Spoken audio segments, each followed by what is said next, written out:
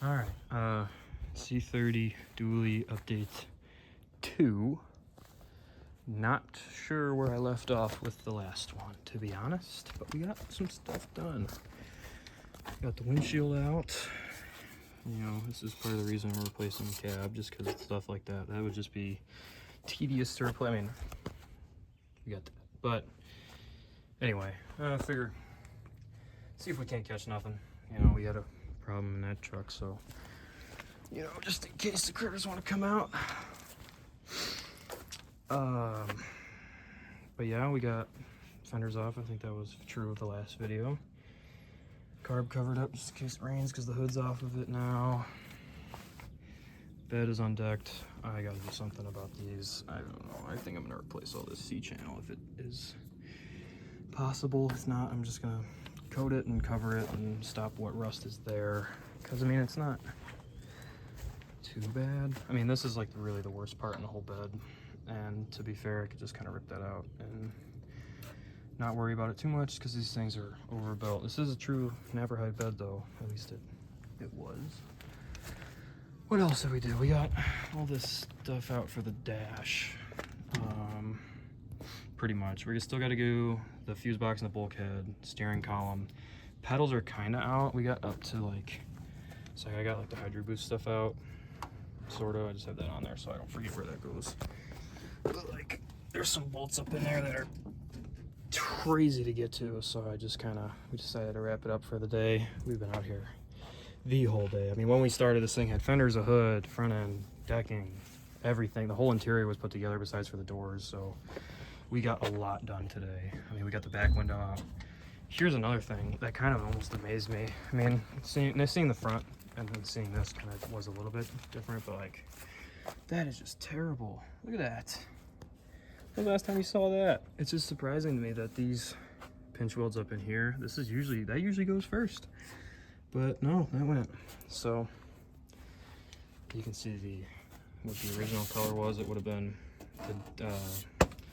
I don't know it off the top of my head, but it was the one that it had the sparkles in it from the factory. So, and then used to be the two-tone with the white up top. You can kind of see it where the cab lights were. The front window glass preserved the paint really well, like that. So, I mean, it had a really crappy like rattle can job on it. So, maybe you could see it in the fenders and hood too, how bad it was. Really, the only thing back here is bad that's back here are the shocks.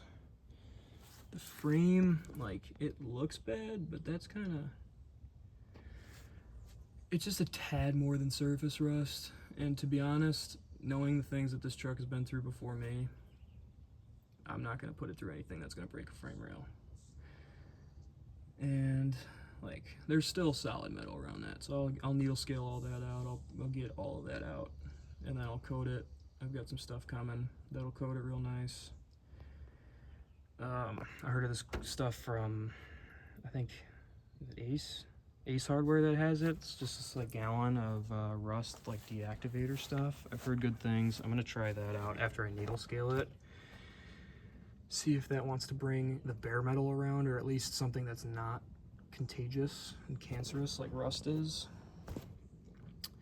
And then I'm gonna put like a thick like paint kind of rust stopper stuff. I don't know, it's the same stuff that they put on semis, and those things last, you know, a million miles, so I'd imagine it would work for me. I'm gonna get these bed rails all sanded down, painted up. I mean, it's flatbed. It doesn't have to look perfect. I mean, clearly this thing has already been through one paint job, so I don't know, we made good progress so far. Today's Wednesday, gonna come back out here Sunday probably.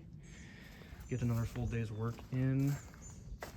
And Sunday, I think we might have this cab off, because to be honest, once we get all of this out and the hump out and everything I need out of it, it's gonna just kind of, I mean, can't really see it too much. I mean, it's, hold on, you could see it down over there in that corner. It ain't good. So honestly, once we have it unbolted, I'm kind of just worried about the cab mounts, to be honest, because I mean they're there, they're holding something, but I don't know how eager those actual bolts and nuts are wanting to come out. I really don't want to cut them out because I don't have too much here that's going to help me. I don't have too many resources. So I'm going to hope that I don't have to cut it out. I think, well, this bottom, so the only thing I need out of this is just this bottom support. So long as that stays intact, I'll be a happy man. But you could just see, like, I mean, the cab support, the floor brace is just gone. It's just completely rotted out of it. It's insane. So, yeah, I don't know. Good things coming. I was gonna put like a normal, like the fleet side bed. That's what I was gonna do. But I did a little bit of research, and it turns out that these main frame rails there's 4 inches closer on each side, I believe. No, 2 inches on each side. And then the axle itself is like almost a whole 9 inches shorter in total than the axles that they put on the normal fleet side cabs. So this was a cab and chassis. So it came from the factory as just the cab and the chassis. It was a tow truck. Then some guy, it was like a fleet vehicle tow truck. Some guy bought it, put the tow bed on something else, put the flatbed on this, and sold it. And then the guy he sold it to left it in a barn for 20 years.